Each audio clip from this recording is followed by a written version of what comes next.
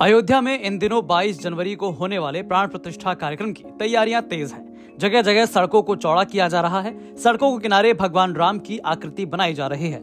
ऐसे में सुरक्षा व्यवस्था को लेकर लोगों का खासा ध्यान है। यूपी पुलिस, सीआरपीएफ और तमाम सुरक्षा एजेंसियां कार्यक्रम को देखते हुए लगाए गए हैं।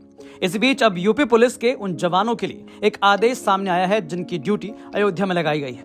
जी हां, पुलिस मुख्यालय ने पुलिसकर्मियों के लिए निर्देश जारी किया है, जिसमें यह आदेश हुआ है कि अयोध्या में 22 जनवरी और 26 जनवरी को देखते हुए पुलिसकर्मी अपना फोन इस्तेमाल नहीं कर पाएंगे।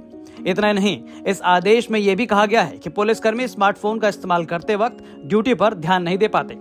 आपको बता दें कि राम मंदिर प्राण प्रतिष्ठा के दौरान अयोध्या में आने जाने वालों पर आईबी और रॉ के साथ आर्टिफिशियल इंटेलिजेंस के जरिए नजर रखी जाएगी। इसको लेकर पूरा खाका तैयार किया जा रहा है। दरअसल अयोध्या में राम मंदिर बनने के बाद यहां आने वाले श्रद्धालुओं की संख्या में तेजी से बढ़ोतरी हो रही है।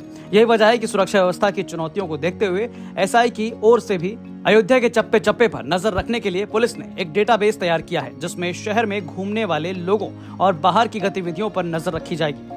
इससे पहले अयोध्या की सुरक्षा को लेकर आधुनिक सुरक्षा उपकरणों की खरीद के लिए यूपी सरकार की ओर से 90 करोड़ रुपए दिए जा चुके हैं। सुरक्षा के मुद्दे पर और जानकारी देते हुए आईजी अयोध्या कहते हैं, अयोध्या में राम मंदिर की प्राण प्रतिष्ठा को लेकर पुलिस ने सुरक्षा इंतजाम तेज कर दिए हैं। हमारे साथ बात करने के लिए अयोध्या के आईजी प्रवीण कुमार जी हैं।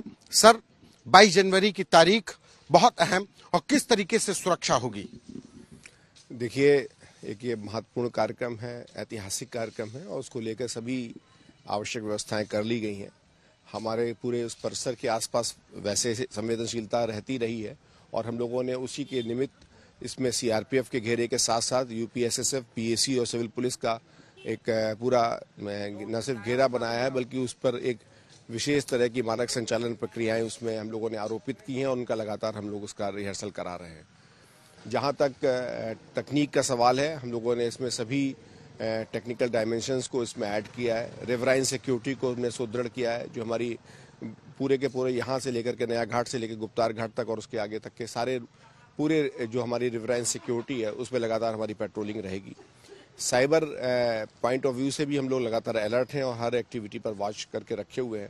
और जो हमने यहाँ पर जगह जगह पर सीसीटीवी कैमरे लगाए हैं, उसमें भी हम लोगों ने विभिन्न स्थानों पर उन्नत तकनीकों का समावेश किया है, और हम पूरी तरह से आश्वस्त हैं कि यहाँ पर सभी लोगों के समन्वय से, फोर्स मल्टीप्लायर के माध्यम से, अपने ट्रैफिक डाइवर्जन प्लान के माध्यम से और लोगों को समय समय से संवाद के माध्यम से ये सभी पूरे कार्यक्रम सकुशल संपन्न होंगे।